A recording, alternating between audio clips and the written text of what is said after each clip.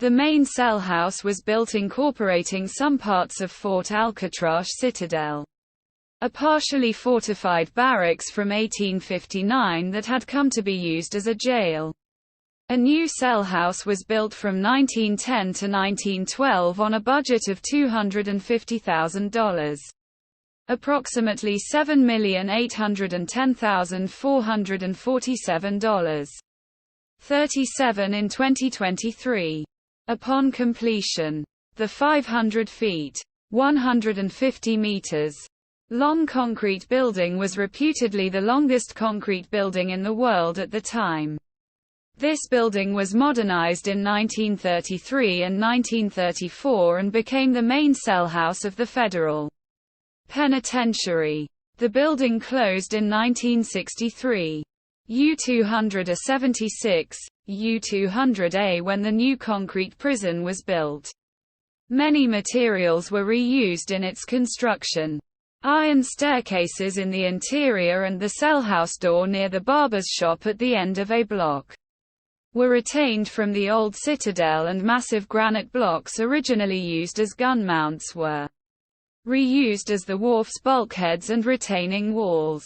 Many of the old cell bars were used to reinforce the walls, causing structural problems later due to the fact that many placed near the edge were subject to erosion from the salt air and wind over the years.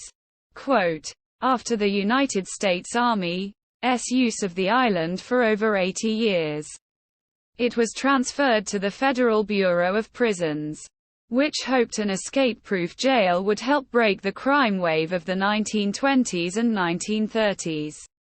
The Department of Justice acquired the disciplinary barracks on Alcatraz on October 12, 1933.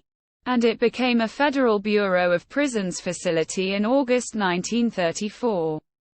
$260,000 was spent to modernize and improve it from January 1934. George Hess of the United States Public Health Service was appointed Chief Medical Officer, and Edward W.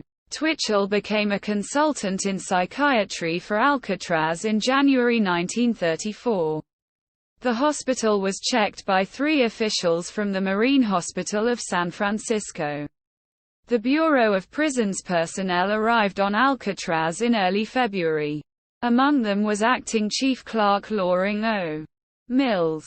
In April 1934, the old material was removed from the prison. Holes were cut in the concrete and 269 cell fronts were installed, built using 4 carloads of steel ordered from the Stuart Iron Works.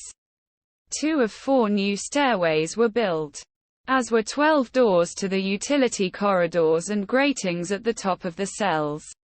On 26 April, a small accidental fire broke out on the roof and an electrician injured his foot by dropping a manhole cover on it.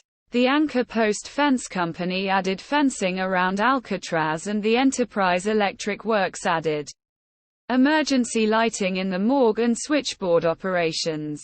In June 1934, the Teletouch Corporation of New York began the installation of an electromagnetic gun or metal detecting system at Alcatraz. Detectors were added on the wharf, at the front entrance into the cell block, and at the rear entrance gate. The correctional officers were instructed on how to operate the new locking devices in July 1934.